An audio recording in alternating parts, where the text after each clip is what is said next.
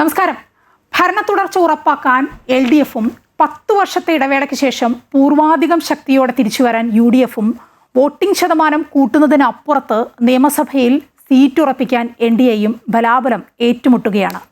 140 മണ്ഡലങ്ങളിലൂടെയും വോട്ടോക്ക് നടത്തിയ സഞ്ചാരത്തിൽ ഉരുത്തിരിഞ്ഞ ഒരു ചിത്രമുണ്ട്. വിവിധ മണ്ഡലങ്ങളിലെ രാഷ്ട്രീയ കാലാവസ്ഥ വ്യത്യസ്തമാണ്. അതിലേക്കൊരു എത്തിനോട്ടം.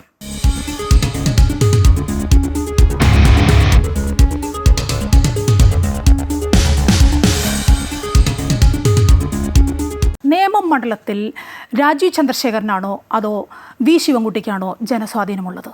അല്ല, ഈ ജനസ്വാധീനം എന്നൊക്കെ പറയുന്നത് രണ്ട് തരത്തിലാണ്. കാരണം വലിയ ജനകീയനായി വർഷങ്ങളായി മണ്ഡലത്തിൽ ഉണ്ടായിരുന്നത് ആര് എന്ന് ചോദിച്ചു കഴിഞ്ഞാൽ യാതൊരു സംശയവുമില്ല, വി ശിവൻകുട്ടി തന്നെയാണ്. അദ്ദേഹം മന്ത്രിയായിരിക്കുമ്പോഴും അല്ലാത്തപ്പോഴും ഒക്കെ ആ മണ്ഡലത്തിലെ ആളാണ്. ആ മണ്ഡലത്തിൽ സജീവ പ്രവർത്തകനാണ്. അവിടുത്തെ രാഷ്ട്രീയത്തിലെ ഒരു ഏറ്റവും പ്രധാനപ്പെട്ട ഒരു നേതാവാണ്. അങ്ങനെ ആ ഒരു തരത്തിലുള്ള ജനകീയതയൊക്കെ അവിടെ ഉണ്ട്. പക്ഷെ ഞാൻ പറഞ്ഞത് ആ ജനകീയത ഒരു സ്റ്റഡിയാണ്. അവിടെ ഒരു വലിയ വ്യത്യാസം വരുന്നില്ല. ഈ ഒരു 3% വ്യത്യാസം മാത്രമേ വരുന്നുള്ളൂ. പക്ഷേ BJPയുടെ വോട്ട് അങ്ങനെയല്ല. BJP 37% ഞാൻ പറഞ്ഞ പോലെ 2011 ആ 37% 47% വരെ കയറുകയും തിരിച്ച് 39-ലേക്കോ 38-ലേക്കോ ഇറങ്ങുകയൊക്കെ ചെയ്യും. അപ്പം ഈ വേരിയേഷൻ വരുന്നത് എവിടെയാണെന്ന് ചോദിച്ചു കഴിഞ്ഞാൽ UDFിൻ്റെ വോട്ട് അനുസരിച്ച് മാത്രമാണ്. അവിടെ UDFിൻ്റെ വോട്ട് കൂടുമ്പോൾ BJPക്ക് വോട്ട് കുറയുന്നുണ്ട്.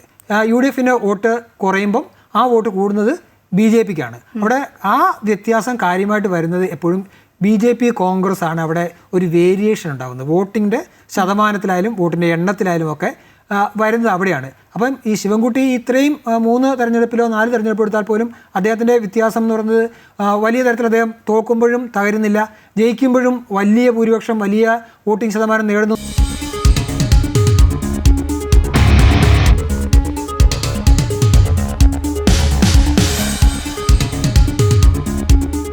വിനീഷ്, ഈ അമ്പലപ്പുഴയിൽ ഹാട്രിക് നേടിയ G സുധാകരൻ ഇന്ന് CPM കാരനല്ല. സ്വതന്ത്രനായി അമ്പലപ്പുഴയിൽ മത്സരിക്കുകയാണ്. അതും UDFിൻ്റെ സഹായത്തോടെ, UDFിൻ്റെ പിന്തുണയോടെ.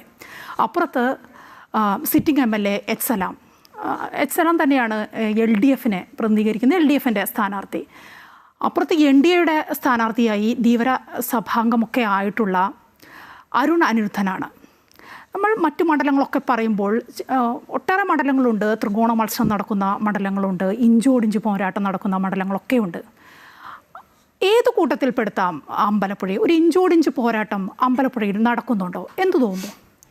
അമ്പലപ്പുഴയിൽ ഇഞ്ചോടിഞ്ച് പോരാട്ടം നടക്കുന്നുണ്ടോ എന്നതിനേക്കാൾ പ്രസക്തമായിട്ട് പറയേണ്ടത് അവിടെ ഒരു രാഷ്ട്രീയ പോരാട്ടം നടക്കുന്ന മണ്ണാണ്. ഇത്തവണയും അതിന് മാറ്റമൊന്നും ഉണ്ടായില്ല. ഇപ്പോൾ ഇഞ്ചോടിഞ്ച് പോരാട്ടം ഉണ്ടോ എന്ന് ചോദിക്കുന്നതിൻ്റെ ഒരു സാഹചര്യം നമുക്കറിയാം. അത് G സുധാകരൻ ഇടതുനിന്ന് വലത്തേക്ക് മാറി മത്സരിക്കുന്ന ഒരു സാഹചര്യത്തിലാണ് അവിടെ ഒരു മത്സരം ഇഞ്ചോടിഞ്ചാകുമോ എന്നൊരു ചോദ്യം തന്നെ ഉയരുന്നത്. അതിന് മറ്റൊരു കാരണം മായ നേരത്തെ സൂചിപ്പിച്ചതുപോലെ 3 തവണ തുടർച്ചയായി അമ്പലപ്പുഴ മണ്ഡലത്തെ പ്രതിനിധീകരിച്ച സ്ഥാനാർത്ഥിയാണ്, വിജയിച്ച ആളാണ് G സുധാകരൻ. കഴിഞ്ഞ തവണ G സുധാകരന് സീറ്റ് ലഭിച്ചില്ല, അദ്ദേഹത്തെ മാറ്റി നിർത്തി. ആ സമയത്ത് G സുധാകരൻ ഫാക്ടർ ആ മണ്ഡലത്തിൽ വളരെയധികം ശക്തമായി. അതുകൊണ്ട് തന്നെ G സുധാകരൻ 23,000 വോട്ടിന് അവസാന തെരഞ്ഞെടുപ്പിൽ വിജയിക്കുമ്പോൾ G സുധാകരന് ശേഷമുണ്ടാകുന്ന തെരഞ്ഞെടുപ്പിൽ എച്ച് സലാം മത്സരിക്കുമ്പോൾ അവിടെ ഇടതുമുന്നണിയുടെ ഭൂരിപക്ഷം 23,000-ൽ നിന്ന് 11,000-ആയി. അതുകൊണ്ട് പകുതിയിൽ താഴെ ഭൂരിപക്ഷം കുറയുന്ന ഒരു സാഹചര്യം അവിടെ ഉണ്ടായിട്ടുണ്ട്. അപ്പം അവിടെ G സുധാകരൻ ഫാക്ടർ കഴിഞ്ഞ തെരഞ്ഞെടുപ്പിൽ തന്നെ ഉണ്ടായിരുന്നു. കാരണം G സുധാകരൻ ഇടഞ്ഞു നിൽക്കുകയായിരുന്നു. അപ്പോൾ അത്തരം പ്രശ്നങ്ങളെല്ലാം അവിടെ നിലനിൽക്കുന്ന ഒരു സാഹചര്യം കഴിഞ്ഞ തെരഞ്ഞെടുപ്പിലുണ്ടായിരുന്നു. ഈ തെരഞ്ഞെടുപ്പിൽ G സുധാകരൻ ഇടതുമുന്നണിയെ പൂർണ്ണമായും ഉപേക്ഷിച്ചിട്ട് UDFിൻ്റെ ഒരു പിന്തുണയോടുകൂടി അവിടെ സ്വതന്ത്രനായി മത്സരിക്കുന്നതാണ്. ഇത് രാഷ്ട്രീയമായിട്ട് ഈ മണ്ഡലം എങ്ങനെ കാണും എന്ന് തന്നെയായിരിക്കും അവിടെ ഏറ്റവും പ്രധാനപ്പെട്ടത്. കാരണം അവിടെ ഇടതുമുന്നണിക്ക് നമുക്കറിയാം പുന്നപ്രയുടെ നാടാണ്, അവിടെ സമര ചരിത്രങ്ങളുടെയൊക്കെ ഈറ്റില്ലമാണ്. അപ്പോൾ ആ രീതിയിൽ രാഷ്ട്രീയമായി നിലനിൽക്കുന്ന ഒരു മണ്ഡലം തന്നെയാണ് അമ്പലപ്പുഴ. ആ അമ്പലപ്പുഴയിൽ ഇത്തവണ എന്ത് സംഭവിക്കുമെന്നുള്ളത് നമുക്ക് എന്തായാലും അവിടുത്തെ ജനങ്ങൾ എങ്ങനെ വിധി എഴുതും എന്ന് തന്നെയാണ് എൻ്റെ ആദ്യമായിട്ട് അതിനെ വിലയിരുത്താൻ കഴിയുക.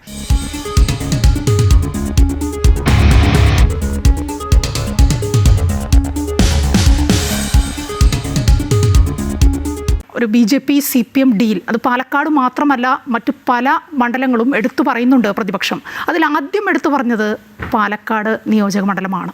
അതിനകത്തൊരു കാര്യമുണ്ട്. കാരണം ഒരു ഡീൽ ഉന്നയിക്കണമെങ്കിൽ അതിനൊരു സാഹചര്യമുണ്ട്. ഇപ്പോൾ ഡീൽ അവിടെ ഉന്നയിക്കുന്നത് CPM-ഉം BJP-യും തമ്മിലുള്ളൊരു ഡീലാണ് UDF ഉന്നയിക്കുന്നത്. അതിന് കാരണം പറയുന്നതിൽ ഇപ്പോൾ അവിടെ CPM നിർത്തിയ ഒരു സ്ഥാനാർത്ഥിയാണ് ആ ഡീലിലേക്ക് നയിക്കുന്നത്. നേരത്തെ നമുക്കറിയാം ഈ പാലക്കാട് മണ്ഡലത്തിന്റെ പ്രത്യേകത അനുസരിച്ചിട്ട് കഴിഞ്ഞ കുറേ തെരഞ്ഞെടുപ്പുകളായി UDF ജയിക്കുന്നു, 2ാം സ്ഥാനത്ത് BJP വരുന്നു, 3ാം സ്ഥാനത്തേക്ക് ഇടത് സ്ഥാനാർത്ഥി ആരാൾ പോകുന്നു.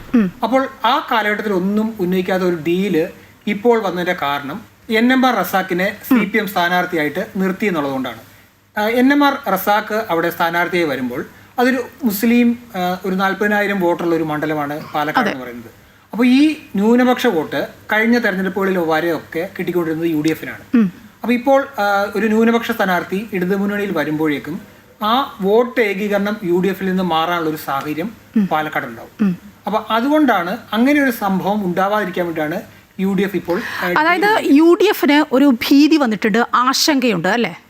അതെ, കാരണം NMR റസാഖ് അവിടെ മത്സരിക്കുമ്പോഴത്തേക്ക് തീർച്ചയായിട്ടും ന്യൂനപക്ഷ വോട്ട് ഒരു പരിധി വരെ UDF-ൽ നിന്ന് LDF-ലേക്ക് പോകുമെന്നുള്ളൊരു പേടി ആണ് UDF-നുള്ളത്. അപ്പോൾ അങ്ങനെ ഒരു സാഹചര്യം ഉണ്ടാവാതിരിക്കുക എന്നുള്ളതാണ് UDF-നെ സംബന്ധിച്ചിടത്തോളം പാലക്കാട്ട് പ്രധാനമായിട്ടുള്ളത്. അപ്പോൾ അതിനു വേണ്ടിയിട്ടാണ് അവർ പറയുന്നത് ഒരു ഡീലുണ്ടെന്ന്. കാരണം അങ്ങനെ ഇടതുപക്ഷം BJP-യുമായി ഒരു ഡീലിലേക്ക് പോകുന്നു എന്നൊരു നറേറ്റീവ് ജനങ്ങളെ വിശ്വസിപ്പിക്കാനായി കഴിഞ്ഞാൽ തീർച്ചയായിട്ടും ആ വോട്ടുകൾ ഒരിക്കലും ന്യൂനപക്ഷ വോട്ടുകൾ റസാക്കിന് പിടിക്കാൻ കഴിയത്തില്ല. അപ്പം ആ വോട്ടുകൾ നേരത്തെ അത് മുൻ തെരഞ്ഞെടുപ്പുകൾ പോലെ തന്നെ UDF-നൊപ്പം തന്നെ നിൽക്കും. അങ്ങനെ UDF-ന് ഒരു വിജയം ഉറപ്പിക്കാൻ വേണ്ടിയുള്ള ഒരു നറേറ്റീവാണ് ഈ ഡീല്.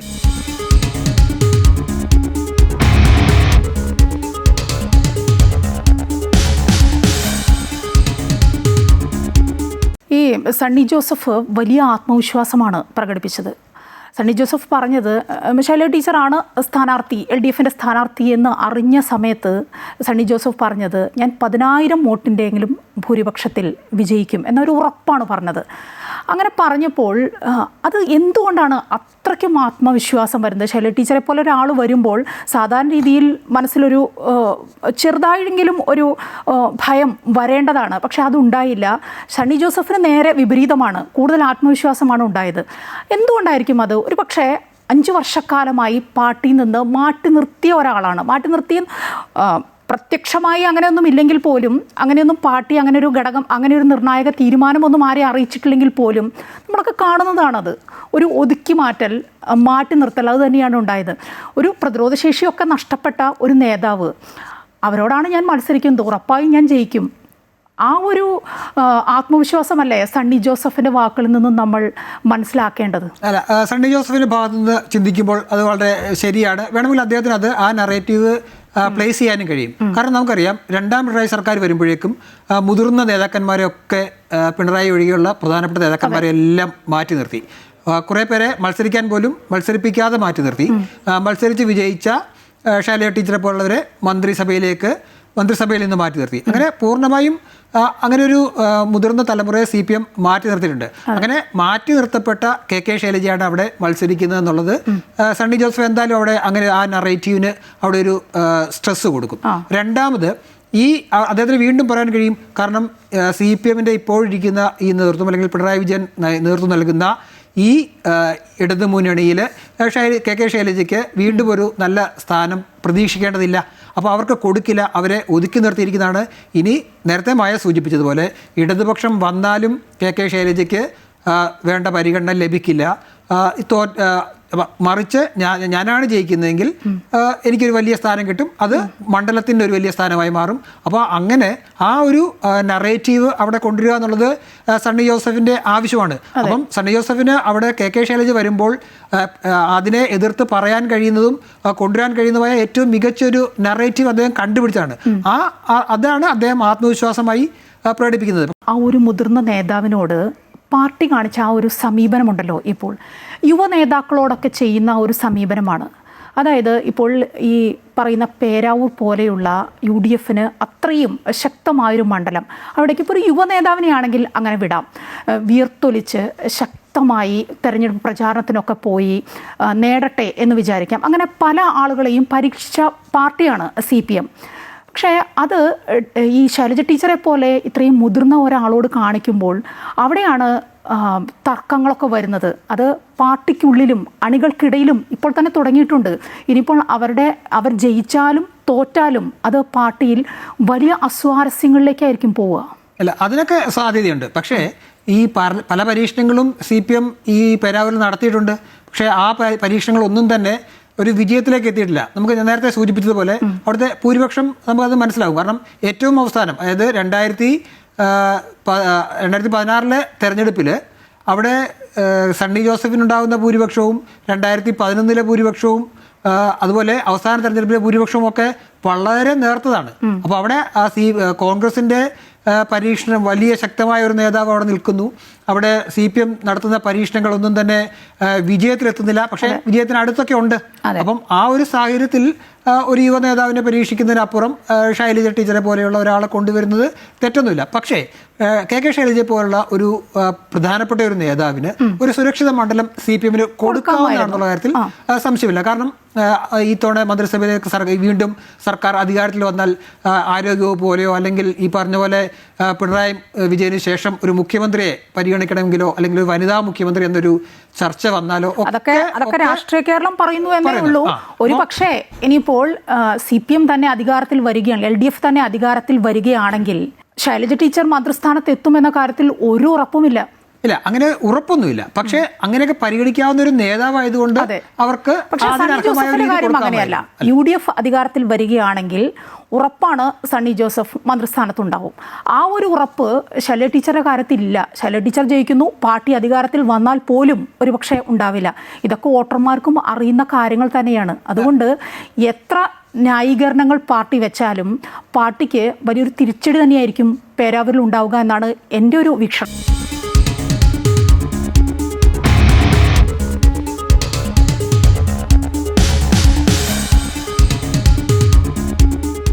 എന്നും ശ്രദ്ധിക്കപ്പെടുന്ന ഒരു മണ്ഡലമാണ് വട്ടിയൂർക്കാവ്. അത് ഏത് തെരഞ്ഞെടുപ്പ് വരുമ്പോഴും എന്തെങ്കിലുമൊക്കെ വിഷയങ്ങൾ വരാറുണ്ട് വട്ടിയൂർക്കാവിൽ. ഇത്തവണയും അതിൽ മാറ്റമൊന്നുമില്ല. കനത്ത ത്രികോണ മത്സരമല്ലേ അവിടെ നടക്കുന്നത്? അതെ, ഇത്തവണ ഈ തിരുവനന്തപുരത്തെ 14 മണ്ഡലങ്ങളല്ല, സംസ്ഥാനത്തെ 140 മണ്ഡലങ്ങളിൽ ഏറ്റവും ശ്രദ്ധേയമായ മത്സരം നടക്കുന്ന ത്രികോണ മത്സരം നടക്കുന്ന മണ്ഡലമാണ് ഇത്തവണ വട്ടിയൂർക്കാവ്. വട്ടിയൂർക്കാവ് സ്ഥാനാർത്ഥികൾക്കുണ്ട്. അത് തന്നെയാണ് അതിന്റെ വലിയ പ്രധാന പ്രത്യേകത. കാരണം 3 പ്രധാനപ്പെട്ട സ്ഥാനാർത്ഥികൾ അവിടെ എത്തുന്നു. എപ്പോഴും സ്ഥാനാർത്ഥികൾക്ക് പ്രാധാന്യം കൊടുക്കുന്ന ഒരു മണ്ഡലമാണ്. അവിടെ K മുരളീധരൻ ഒരു ഇടവേളയ്ക്ക് ശേഷം തിരിച്ചെത്തുന്നു. അവിടെ മേയർ ബ്രോ എന്ന രീതിയിൽ സജീവമായി വരികയും പേരെടുക്കുകയും ഒക്കെ ചെയ്ത VK പ്രശാന്ത് 2 തവണ MLA ആയി വീണ്ടും മത്സരരംഗത്ത് വരുന്നു. ഒപ്പം R ശ്രീലേഖ BJP സ്ഥാനാർത്ഥിയായും കൂടെ വരുമ്പോൾ, കാരണം മുൻ IPS കാരിയാണ്, മാത്രമല്ല ആദ്യത്തെ വനിതാ IPS എന്നുള്ള ബഹുമതിയൊക്കെ നേടിയ അങ്ങനെ ഒട്ടേറെ സവിശേഷതയുള്ള സ്ഥാനാർത്ഥികൾ സജീവമായി വരുന്നത് കൊണ്ട് തന്നെ ആ മണ്ഡലം ശ്രദ്ധേയമാകുന്നു. ഒപ്പം തന്നെ രാഷ്ട്രീയപരമായും വളരെ ശ്രദ്ധേയമായ മണ്ഡലമാണ്. കാരണം ശക്തമായ മത്സരം കഴിഞ്ഞ തെരഞ്ഞെടുപ്പുകളിലൊക്കെ നടന്നതാണ്. അതായത് ത്രികോണ മത്സരം തന്നെ സംസ്ഥാനത്ത് നടന്നിട്ടുള്ള ഒരു മണ്ഡലമാണ് വട്ടിയൂർക്കാവ്. അപ്പോൾ ഇത്തവണ അത് കൂടുതൽ ശക്തമാകുന്നതാണ്. അതുകൊണ്ട് തന്നെ ഈ തെരഞ്ഞെടുപ്പിന് മുൻകാല വട്ടിയൂർക്കാവിനേക്കാൾ സജീവമായ ശ്രദ്ധ എല്ലായിടത്തേക്കും വരുന്നുണ്ട്. തീർച്ചയായും ഈ 3 സ്ഥാനാർത്ഥികളും വലിയ പ്രതീക്ഷയിലാണ്. ഇപ്പോൾ K മുരളീധരൻ്റെ കാര്യമെടുത്താൽ, മുരളീധരനോടൊക്കെ നമ്മൾ സംസാരിക്കും. മുരളീധരൻ നമുക്ക് നേരത്തെ അഭിമുഖങ്ങളൊക്കെ തന്ന സമയത്തൊക്കെ തെരഞ്ഞെടുപ്പ് മുമ്പും ഒക്കെ അദ്ദേഹം പ്രതീക്ഷിക്കുന്ന ഒരു മണ്ഡലം, ഞാൻ മത്സരിക്കുകയാണെങ്കിൽ അത് വട്ടിയൂർക്കാവ് മാത്രമായിരിക്കും എന്ന ഒരു നിലപാടിലേക്ക് വരെ അദ്ദേഹം പോയതാണ്. എപ്പോഴും പറയുന്നത് വട്ടിയൂർക്കാവ് എനിക്ക് എൻ്റെ കുടുംബം പോലെയാണ്. 2 പ്രാവശ്യം MLA ആയതാണ്. പിന്നെ ഇടയ്ക്ക് അദ്ദേഹം തന്നെയാണ് അത് മാറി ചിന്തിച്ചത്, പാർലമെൻറ്റ് മത്സരത്തിലേക്കൊക്കെ കടന്നതൊക്കെ. ഇപ്പോൾ ഈ സ്വന്തം കുടുംബമാണ്, അവിടെയുള്ള ആളുകളൊക്കെ വളരെ സ്വാധീനമുള്ള ആളുകളാണെന്നൊക്കെ പറയുന്നുണ്ടെങ്കിൽ പോലും വട്ടിയൂർക്കാവിലെ ജനങ്ങൾക്കിടയിൽ മുരളീധരനോട് ചെറിയൊരു വിരോധം കൂടിയുണ്ട്. ഇട്ടെറിഞ്ഞ് പോയില്ലേ എന്ന് ചോദിക്കുന്ന വോട്ടർമാരുമുണ്ട് വട്ടിയൂർക്കാവിൽ. ഈ വട്ടിയൂർക്കാവ് K മുരളീധരനെ സംബന്ധിച്ചിടത്തോളം വളരെ പ്രധാനപ്പെട്ട ഒരു മണ്ഡലമാണ്. കാരണം അദ്ദേഹം എപ്പോഴും നിലനിൽക്കാൻ ആഗ്രഹിച്ച, മത്സരിക്കാൻ ആഗ്രഹിച്ച, അവിടെ തുടരാൻ ആഗ്രഹിച്ച ഒരു നേതാവ് തന്നെയാണ് K മുരളീധരൻ. പക്ഷേ 2 തവണ അവിടുന്ന് അദ്ദേഹം വിജയിച്ചതിന് ശേഷം വടകരയിലേക്ക് പോകുന്നു, അവിടുന്ന് തൃശ്ശൂർ വരുന്നു. അങ്ങനെ ജയിച്ചും തോറ്റും തിരിച്ചു മടങ്ങുന്ന ഒരു മുരളീധരനാണ് ഇപ്പോൾ വട്ടിയൂർക്കാവിൽ തിരിച്ചു വരുന്നത്. അങ്ങനെ വട്ടിയൂർക്കാവിലേക്ക് മുരളീധരൻ തിരിച്ചു വരുമ്പോൾ കോൺഗ്രസിന്റെ സ്ഥിതി വളരെയധികം മാറി. അവിടെ ഒരുപാട് വെള്ളം അതുവഴി ഒഴുകിപ്പോയി എന്ന് നമുക്ക് പറയേണ്ടി വരും. കാരണം ആദ്യം മുരളീധരൻ മത്സരിച്ച് 2 തവണ വിജയിച്ച് നിൽക്കുന്ന മണ്ഡലത്തിൽ മുരളീധരൻ പോയതിനു ശേഷം UDF അല്ലെങ്കിൽ കോൺഗ്രസ് സ്ഥാനാർത്ഥി രണ്ടാമതായി മാറി ആദ്യ തെരഞ്ഞെടുപ്പിൽ. മൂന്നാമത്തെ തെരഞ്ഞെടുപ്പിൽ, അതായത് കഴിഞ്ഞ തെരഞ്ഞെടുപ്പിൽ കോൺഗ്രസ് 2ാം സ്ഥാനത്ത് നിന്ന് 3ാം സ്ഥാനത്തേക്ക് വീണ്ടും താന്നു. അങ്ങനെ 1ാം സ്ഥാനത്ത് നിന്ന വട്ടിയൂർക്കാവ്, UDF-നൊപ്പം നിന്ന മുരളീധരനൊപ്പം നിന്ന കോൺഗ്രസിനൊപ്പം നിന്ന വട്ടിയൂർക്കാവ്, മുരളീധരൻ ഒരു കറക്കമൊക്കെ കറങ്ങി തിരിച്ചു വരുമ്പോഴേക്കും അത് 3ാം സ്ഥാനത്തെത്തി. അപ്പം അങ്ങനെ 3ാം സ്ഥാനത്ത് നിൽക്കുന്ന UDF-ന്റെ സ്ഥാനാർത്ഥിയായിട്ടാണ് ഇത്തവണ മുരളീധരൻ വരുന്നത്. ആ സമയത്തേക്കും അവിടെ മുരളീധരൻ പോയതിനു ശേഷം VK പ്രശാന്ത് മണ്ഡലത്തിൽ വലിയ സജീവ സാന്നിധ്യമായി മാറി.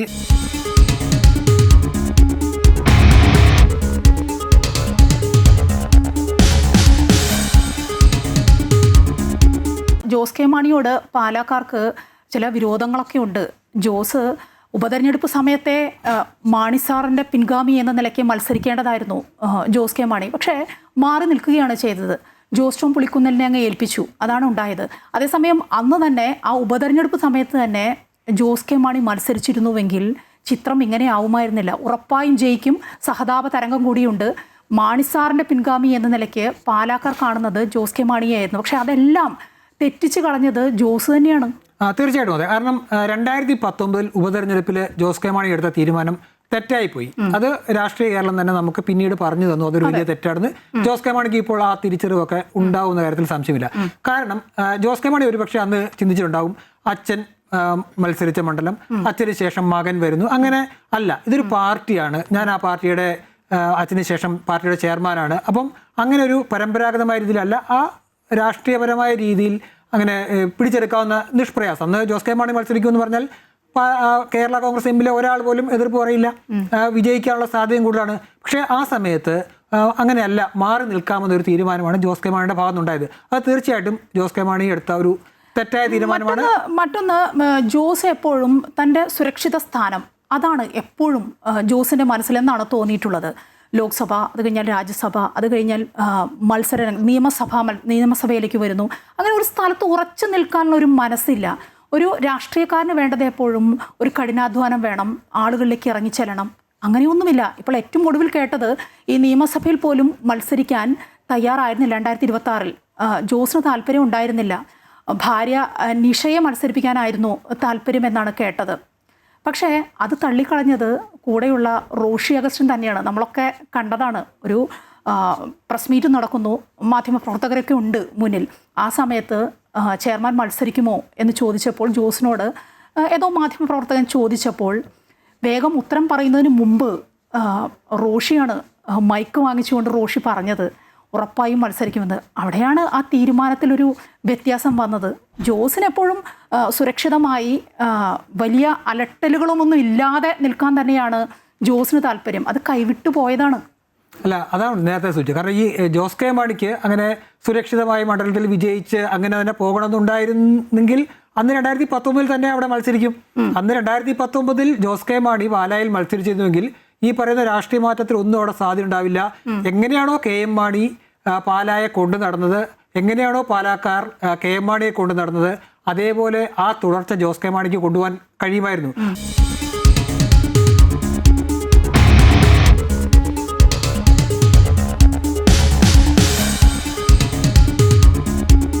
ഷോണിന്റെ കാര്യം പറഞ്ഞപ്പോഴാണ്, ക്രിസ്ത്യൻ സമുദായത്തിന് നല്ല പ്രാമുഖ്യമുള്ള മണ്ഡലം പാല.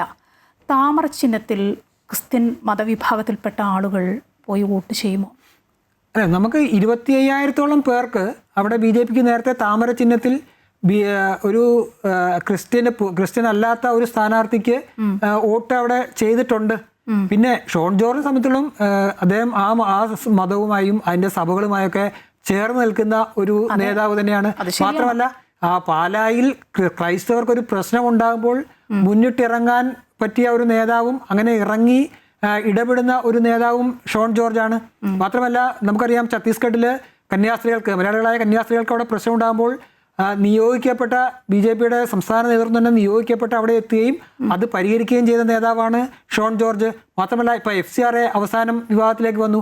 FCRA ബില്ല് പാർലമെന്റിൽ അവതരിപ്പിക്കുമെന്ന് ലിസ്റ്റ് ചെയ്ത സാധനമാണ്. പക്ഷേ അതിലുള്ള ആശങ്കകൾ മാറ്റിയിട്ട് മാത്രം മതി എന്നൊരു ചർച്ച കേന്ദ്ര നേതൃത്വത്തെ, BJP നേതൃത്വത്തെയും സർക്കാരിനെയും ഒക്കെ അറിയിക്കാൻ കഴിഞ്ഞ ഒരു നേതാവാണ് ഷോൺ ജോർജ്. അപ്പം ഷോൺ ജോർജിനെ സംബന്ധിച്ചിടത്തോളം ഷോൺ ജോർജിനെ പാലായ വേണ്ടതിനേക്കാൾ അധികം ഈ നേരത്തെ പറഞ്ഞ സഭകൾക്കൊക്കെ ഷോൺ ജോർജിന് ആവശ്യമാണ്. കാരണം കേന്ദ്രവുമായി നേരിട്ട് ബന്ധപ്പെടാനും അവരുടെ ആവശ്യങ്ങളൊക്കെ പരിഗണിക്കാനും അവിടെ ശ്രദ്ധയിൽപ്പെടുത്താനും നേടിയെടുക്കാനും ഒക്കെ കഴിയുന്ന ഒരു നേതാവാണ് ഷോൺ ജോർജ്. ആ സാഹചര്യത്തിൽ ഷോൺ ജോർജിനെ പിന്തുണയ്ക്കാനായിട്ട് സഭ ഒരുപക്ഷെ തയ്യാറാകില്ല എന്ന് നമുക്ക് പറയാൻ കഴിയില്ല. തയ്യാറാവാനുള്ള സാധ്യത നിലവിലുണ്ട്. അങ്ങനെ തയ്യാറാവുകയാണെങ്കിൽ അത് ഷോൺ ജോർജിന് വലിയ ഒരു മുന്നേറ്റം അവിടെ ഉണ്ടാകും. കാരണം BJP വോട്ടിന് പുറമെ അത്തരം വോട്ടുകൾ കൂടി ഷോണിന് സമാഹരിക്കാനായാൽ അത് വലിയ നേട്ടമായിട്ട് അവിടെ മാറും. അത് അങ്ങനെ വന്നാൽ ഒരുപക്ഷെ ഷോൺ ജോർജും ജോസ് കെ മാണിയും തമ്മിലുള്ള ഇഞ്ചോടിഞ്ച് പോരാട്ടത്തിൽ വേണമെങ്കിൽ അവിടെ ഒരു അത്ഭുതം സംഭവിക്കാനുള്ള ഒരു വിദൂര സാധ്യതയെങ്കിലും നമുക്ക് തള്ളിക്കളയാനും കഴിയില്ല.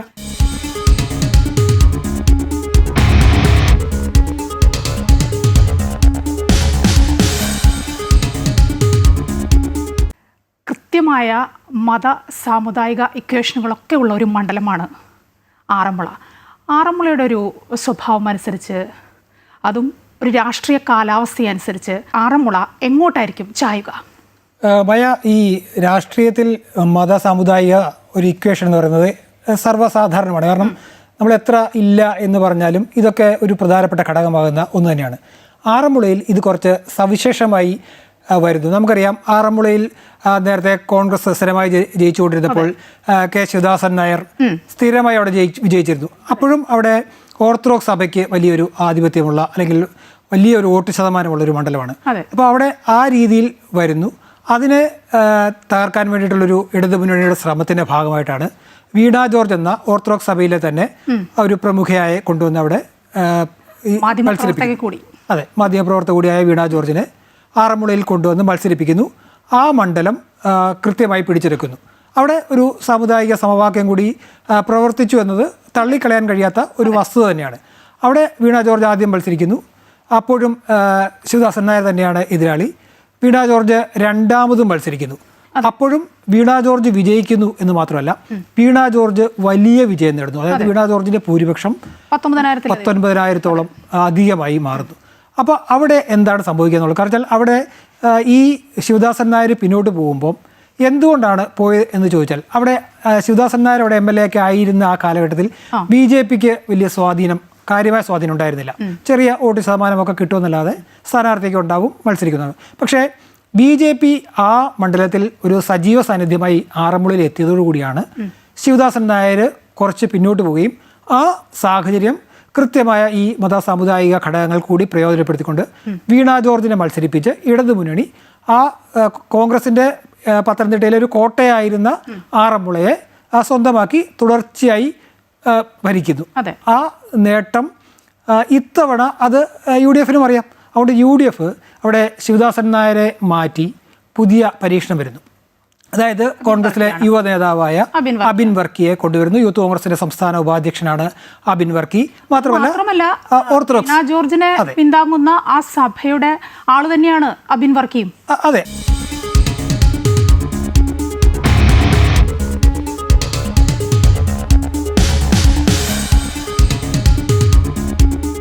ഈ നിയമസഭാ തെരഞ്ഞെടുപ്പ് പ്രചാരണ സമയത്ത് പതിവിൽ നിന്ന് വിപരീതമായി പല വിവാദങ്ങളും ഉയർന്നു വന്ന കാലമാണ്. നമ്മളത് കണ്ടുകൊണ്ടിരിക്കുകയാണ്. അതിൽ ഏറ്റവും ശ്രദ്ധേയമായത്, മുമ്പൊന്നും ഇല്ലാത്ത വിധത്തിൽ കേട്ടത്, ഒരു ഡീൽ വിവാദമാണ് അല്ലേ? അതെ. കാരണം എന്തുകൊണ്ടാണ് ഇപ്പം ഈ ഡീൽ ഇത്രയധികം BJPയും CPMനെയും ചേർത്താണ് ഈ ഡീല് പ്രധാനമായിട്ടും വരുന്നത്? അതിനൊരു പ്രധാനപ്പെട്ട കാരണം, BJPയുടെ A ക്ലാസ് മണ്ഡലങ്ങളിൽ സ്വന്തം സ്ഥാനാർത്ഥിയെ നിർത്താതെ അവിടെ 20-20 സ്ഥാനാർത്ഥിയെ നിർത്തി. അതായത് തൃപ്പൂണിത്തുറ പോലെയുള്ള നഗരസഭ അടക്കം BJPക്ക് ലഭിച്ച ഒരു സ്ഥലത്ത് മുമ്പും വലിയ തരത്തിൽ വോട്ട് നേടിയിട്ടുള്ള മണ്ഡലങ്ങളിലൊക്കെ തന്നെ അവർ സ്വന്തം സ്ഥാനാർത്ഥികളെ നിർത്താതെ അവിടെ 20-20 സ്ഥാനാർത്ഥികളെ നിർത്തി. അപ്പോൾ അത് ഒരു പക്ഷേ BJPയും CPMും തമ്മിലുള്ള ഒരു ഡീലിന്റെ ഭാഗമാണ്, അല്ലെങ്കിൽ അവിടെ കോൺഗ്രസിനെ തോൽപ്പിക്കുക എന്നുള്ള ഒരു ലക്ഷ്യത്തിൽ അങ്ങോട്ടും ഇങ്ങോട്ടും ഉള്ള ഒരു അഡ്ജസ്റ്റ്മെന്റ് രാഷ്ട്രീയമാണെന്നാണ് ഈ ഡീലിൽ ആരോപിക്കുന്നത്. പക്ഷേ BJPയെ സംബന്ധിച്ചിടത്തോളം അങ്ങനെ മാത്രമാണെന്ന് നമുക്ക് വിലയിരുത്താൻ കഴിയില്ല. കാരണം ഇപ്പൊ തൃപ്പൂണിത്തുറയിൽ BJPക്ക് 30,000-ലധികം വോട്ടുകളൊക്കെ പിടിച്ചിട്ടുണ്ട്. അപ്പോൾ ആ നേരത്തെ അങ്ങനെയുള്ളൊരു മണ്ഡലത്തിലേക്ക് അവർക്കിപ്പോൾ നഗരസഭ അടക്കം കിട്ടുമ്പോൾ അവരുടെ വോട്ട് കുറച്ചുകൂടി വർദ്ധിച്ചിട്ടുണ്ട്. അങ്ങനെ വർദ്ധിച്ചൊരു 40,000-ൽ എത്തിയിട്ടുണ്ട്, അല്ലെങ്കിൽ 45,000-ൽ എത്തിയിട്ടുണ്ടെങ്കിൽ അവിടേക്ക് ഇനിയും വോട്ട് പിടിക്കാൻ കഴിയുന്നത് മറ്റൊരു പരീക്ഷണമായിട്ട് മാറ്റാം. അത് 20-20. കാരണം തൃപ്പൂണിത്തുറയും കിഴക്കമ്പലവും തമ്മിൽ വലിയ ദൂരമൊന്നുമില്ല. അപ്പം അവിടെ പരീക്ഷിച്ച ഒരു വലിയ വികസന മാതൃക, അപ്പം അത് 2020-ക്കുള്ള ഒരു എഡ്ജ് ഉണ്ട്. അപ്പോൾ ആ 2020-ക്ക് ആ വികസനം പറഞ്ഞ് ആ മാതൃക പറഞ്ഞ് വോട്ട് പിടിക്കാൻ കഴിഞ്ഞാൽ ആ വോട്ട് കൂടി ഈ പറയുന്ന തൃപ്പൂണിത്തറയിലേക്കോ അല്ലെങ്കിൽ BJP-യുടെ A ക്ലാസ് മണ്ഡലങ്ങളിൽ 2020 മത്സരിക്കുന്ന സ്ഥലങ്ങളിലേക്ക് ആഡ് ചെയ്യാൻ കഴിഞ്ഞാൽ അവിടെ ഒരുപക്ഷെ വിജയിക്കാൻ കഴിയുമെന്നുള്ളൊരു പ്രതീക്ഷ BJP-ക്കുണ്ട്. പക്ഷേ വിജയപ്രതീക്ഷയോടെ ആയിരിക്കാം അങ്ങനെ ഒരു തീരുമാനത്തിലേക്ക് പാർട്ടി കടന്നിട്ടുണ്ടാവുക BJP.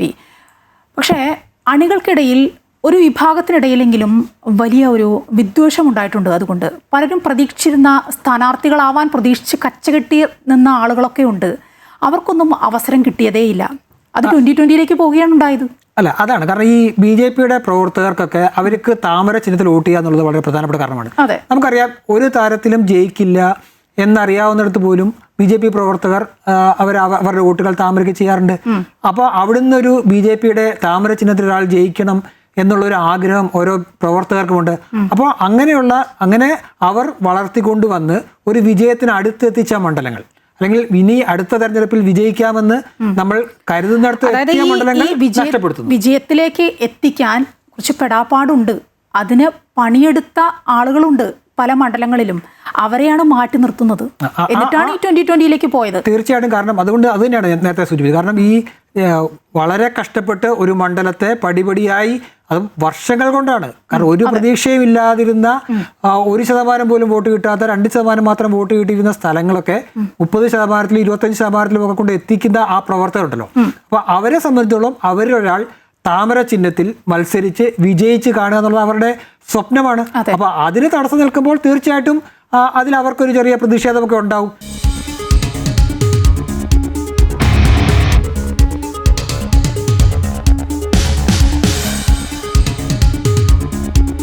ഭരണവിരുദ്ധതയാണോ PR ആണോ ഫലം കാണുക എന്ന് ഉറ്റുനോക്കുകയാണ് രാഷ്ട്രീയ കേരളം. ഒപ്പം വോട്ട് ടോക്കും. നമസ്കാരം.